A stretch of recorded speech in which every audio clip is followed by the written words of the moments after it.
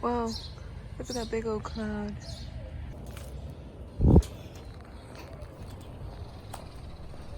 Hello humans, welcome back to my channel. Today I'm going to talk about this Canna Lily, or Cannova mango Canna Lily.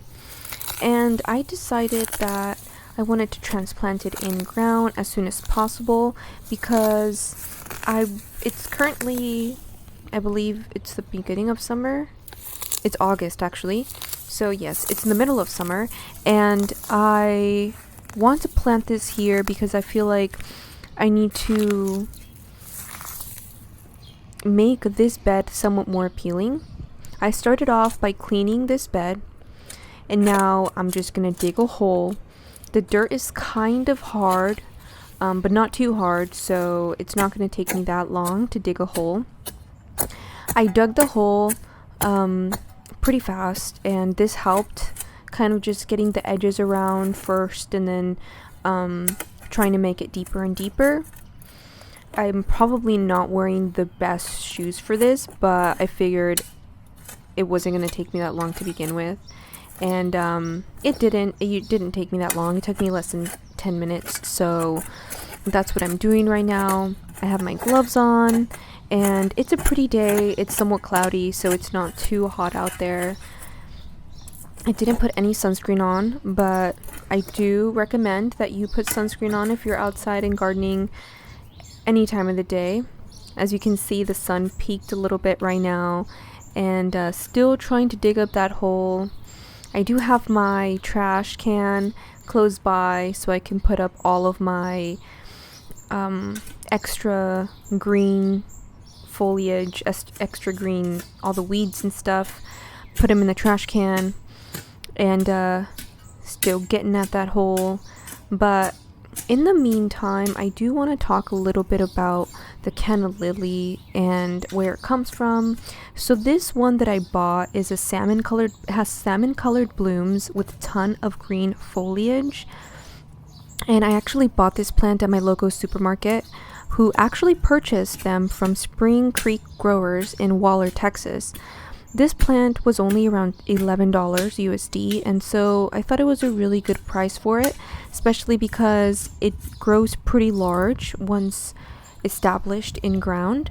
So this Canna species, or all Canna species, because they all have different types of colored blooms, but the Canna species are native to semi-tropical and tropical parts of North and South America, and their native range extends from South Carolina to Argentina and includes the Caribbean islands.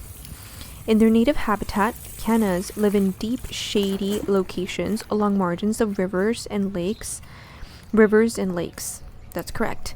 So there is a tree right above this bed where I'm planting my Canna Lily, so it's not going to have full sun, and it is in the more western part of my backyard, so it's not going to have direct sun at the beginning of the morning.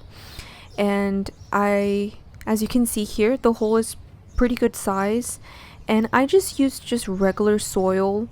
I think this is all-purpose soil that I have bought here. And as right now I'm trying to kind of dig my thumb inside the roots and kind of disrupt some of that growth so there can be more growth extensions once I plant it in there. Now I'm just getting that extra dirt and putting it back on there. So I've heard a lot about using the soil correctly. So this soil that I bought, I'm just gonna put it on top of surrounding the plant and on the top base of the plant. I don't want to put it right underneath the roots because that tends to kind of disrupt the growth of the plant, which is what I heard. Because this soil is so rich in nutrients and minerals, the roots won't want to extend beyond that soil that I put. So that's why people recommend for you to put this new soil just on the very top, so all those nutrients can just leak down through the bottom. So now that I'm covering the base, making sure there's a good balance, a good balance in between. Now it's time to water. I put around 2 or 3 of these, made sure that it was nice and moist because we don't want it to have this shock when you plant it. So always make sure to water your plants as soon as you plant them in ground. And now it's time to set the base. But to continue some of my little facts that I wanted to let you know about. So I actually learned a lot about this plant because I came across this YouTube channel called Excelsa Gardens here on YouTube, and they mentioned they purchased their batch of Canna Lilies from Israel due to their virus-resistant varieties and tissue cultures. I'm going to link that video in the description below, so if you want to learn a little bit more about the Canna Lilies, you can go ahead and watch that video on your own. So these Canna Lilies are water lovers. As you can see, they're very, green in foliage, and they look very tropical. So they love the water, and they require daily watering if grown in containers. And if you decide to transplant them in ground like myself, you can probably get away with watering them every other day to every 2 days. So it's actually been about 40 days or so. I've gotten a few blooms, and this is how big it's gotten. I do want to cut that one dry bloom. I haven't been watering this plant as much as I should. I believe I took maybe a week or so from watering it, but it's still doing really good.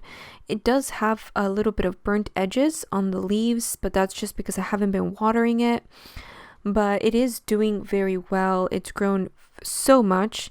And these plants also require at least 6 hours of sun every day, if not more.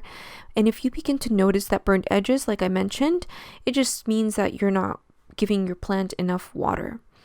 So once this plant reaches maturity, it typically reaches 30 to 48 inches tall, forming clumps of 14 to 20 inches wide. If you want to learn more about the different varieties, go check out the video I linked in the description below. Here are some salmon-colored blooms that I found online. These plants are so well kept, so well taken care of, and they're just so beautiful, so stunning. For front yard and backyard, here's a close-up of a salmon-colored bloom. Now you can see the inner and outer petals, so they are absolutely stunning. And that's going to be it for this video. Thank you so much for watching my video. If you liked it, you know what to do. Give me a thumbs up, give me a comment down below, and subscribe to this channel if you're not already. And until next time, happy propagating. Bye bye.